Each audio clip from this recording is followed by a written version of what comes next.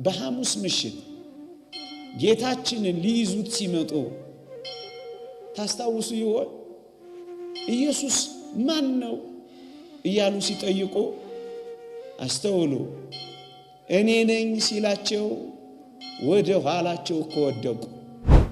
ለዚህ እኮ ነው ጌታችን በመሞቴ በመሰቀሌ መከራ በመቀበሌ እንዳይሰናከሉ አባቴ ሆይ ክብሬን ግለጥ ብሎ የጸለየው። ኃጢአተኞችን የወደደበት ፍቅር፣ የገፉትን ያቀፈበት ፍቅር፣ ያዋረዱትን ያከበረበት ፍቅር፣ የጣሉትን ያነሳበት ፍቅር፣ ያባረሩትን የሰበሰበበት ፍቅር፣ መሬት የጣሉትን የተሸከመበት ፍቅር፣ ምራቅ የተፉበትን ብርሃን ያለበሰበት ፍቅር፣ ወዶ ተያዘላቸው፣ አፍቅሮ ተንበረከከላቸው፣ እነሱን ፍለጋ ተያዘላቸው። ከዚህ በቀር ምን አለው ትርጉሙ?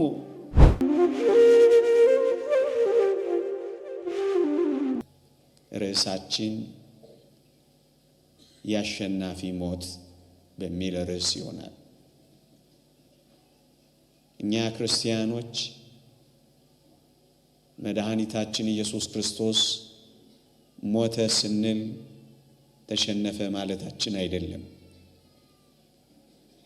አምላካችን ሞተ ስንል አቅም አጣ ማለታችን አይደለም።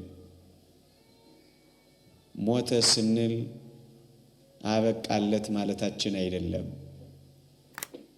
ሞተ ስንል ደካማ ነው ማለታችን አይደለም።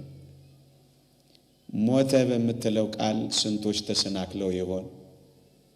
ለዚህ እኮ ነው ጌታችን በመሞቴ በመሰቀሌ መከራ በመቀበሌ እንዳይሰናከሉ አባቴ ሆይ ክብሬን ግለጥ ብሎ የጸለየው።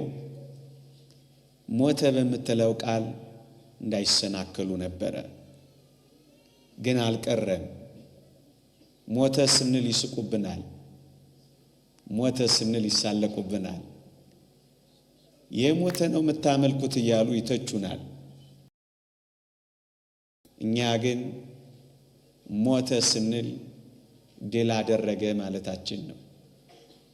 እኛ ግን ጌታችን ሞተ ስንል አሸነፈ ማለታችን ነው። መጽሐፍ ቅዱስ እንዲህ ይላል፣ በሞት ላይ ስልጣን ያለውን በሞቱ እንዲሽር ይህም ዲያብሎስ ነው ይላል።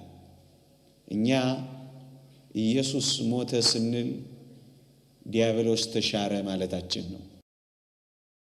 እኛ ክርስቶስ ሞተ ስንል ዲያብሎስ ተገደለ ማለታችን ነው። ብዙዎች ይህ አይገባቸው። ለዚህ ነው መጽሐፍ ቅዱስ ከገዢዎች አንዱ እንኳን ይህን ጥበብ አላወቀው፣ አውቀውትስ ቢሆን የክብርን ጌታ ባልሰቀሉትም ነበር ይላል። አዎ ይህን ጥበብ አጋንንት አላወቁትም። አዎ ይህን ጥበብ መናፍቃን አላወቁትም። ይህን ጥበብ ጌታ ሰው የሆነበትን ጌታ የሞተበትን በአርያም ካሉ መላእክት እንኳን በጣም የተሰወረ ነው። የተሰወረውን ምስጢር ነው የገለጸው። ወገኖቼ ይህ ምስጢር እንዴት ታላቅ ነው! ቃል ገልጦ የማይናገረው፣ ሕሊና መርምሮ የማይደርስበት፣ ዝም ብለን የምናደንቀው፣ ተመስጠን የምንኖርበት ነው ኢየሱስ ክርስቶስ ሞተ የሚለው። ወገኖቼ የሞተው እኮ ተሸንፎ አይደለም። የሞተው እኮ አቅማቶ አይደለም። የሞተው እኮ ጊዜ ጥሎት አይደለም።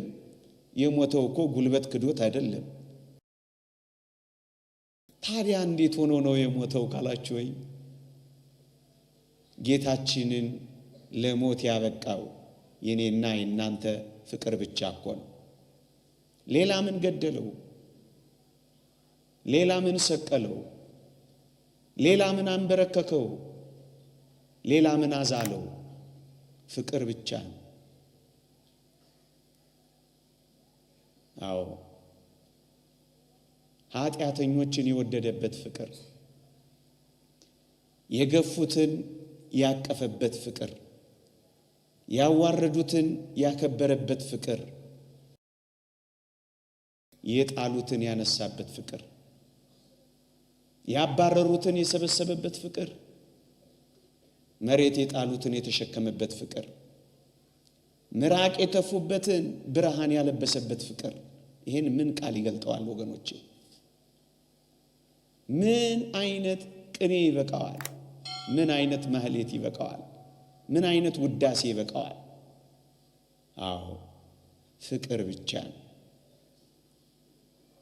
ጠላቶቹ ሳለን እንዴ ስለ ደግ ሰው እኮ ሊሞት የሚችል ብዙ ሊኖር ይችላል። ምእመናን ቸር ስለሆነች እናታችሁ እኮ ልትሞቱ ትችላላችሁ።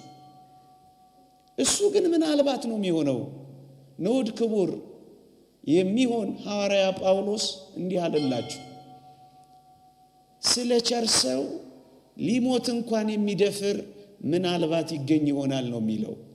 ደግሞአለሁ፣ ስለ ቸር ሰው ሊሞት እንኳን የሚደፍር ምናልባት ነው የሚገኘው። ለእናትህ ትሞታለህ ወይ ብልህ ምናልባት 5 ደቂቃ ታስባለህ። ምናልባት ነው የምትሞተው።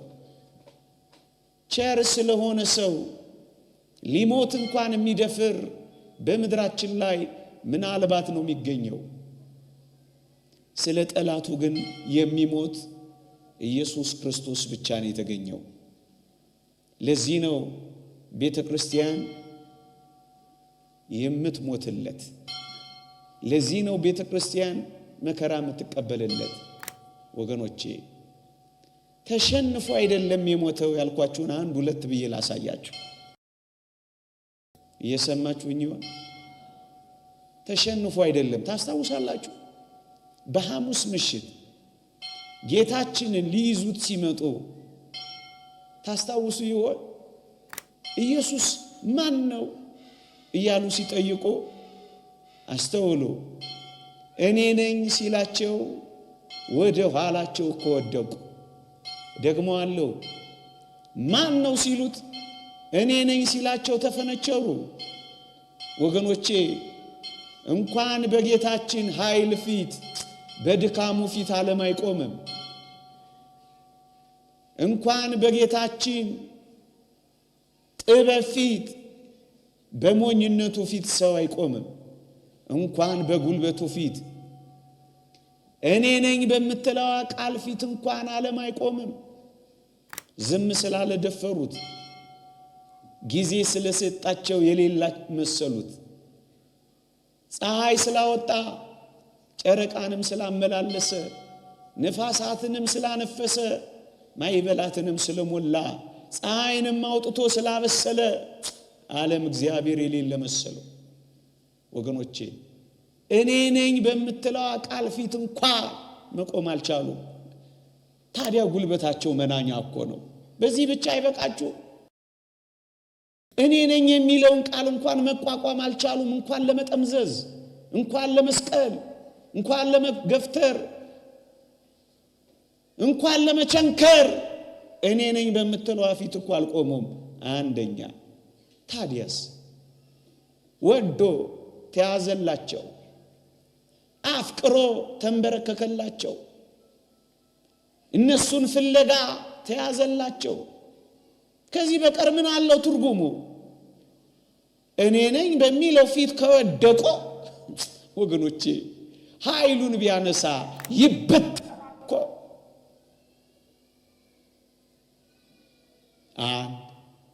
ላስታውሳችሁ፣ እንዲህ ብሎ ነበረ፣ ነፍሴን ላነሳት ደግሞም ልተዋት ስልጣን አለኝ ብሎ ነበረ። ታስታውሳላችሁ? አባቴ ሆይ ነፍሴን በእጅ ነበረ። ወገኖቼ የኔና የናንተ ነፍስ ትነጠቃለች፣ ትወሰዳለች። የጌታችንን ነፍስ ግን ማን ወንድ ነው የነጠቃት? ማን ወንድ ነው የወሰዳት? አደራ አይደለ የሰጣት? ወገኖቼ እኛ ፍጡራን ነን። ነፍሳችን ወደ እግዚአብሔር ትወሰዳለች፣ ትነጠቃለች። የጌታችንስ ነፍስ ካላችሁ ሆይ ባለስልጣኑ ራሱ ስለሆነ አባቴ ሆይ ነፍሴን አደራ አስጠብቃለሁ አለ። ወዶ ፈቅዶ አፍቅሮ መሞቱን እንጂ ተሸንፎ አለመሞቱን የምታረጋግጡት ሁለተኛው ነጥብ ነፍሱን አደራ አስጠበቀ እንጂ ነፍሱን የሚወስዳት የለም። ተሸናፊ ሟቾች ነፍሳቸው ትወሰዳለች። አቅም ያጡ ተቀባሪዎች ነፍሳቸውን የሚረከባት አለ። ጌታችን ግን ማን ነፍሱን ወስዶታል? ሁለተኛ። ሶስተኛ የኔና የናንተና የክርስቶስ ሞት ትለያለች። ነፍስ ሰጥቶ ማዘንበልና አዘነበለ ነፍሱንም ሰጠ በጣም ይለያያሉ ወገኖቼ። ተሸንፎ አይደለም። የተሸናፊነት ሞት አይደለም የሞተው። አቅም አጥቶ ኃይል ጠፍቶ ጉልበት ክዶት ጊዜ ጥሎት አይደለም የሞተው። አሁንም ደግሞ አለው በፍቅር ነው የሞተው።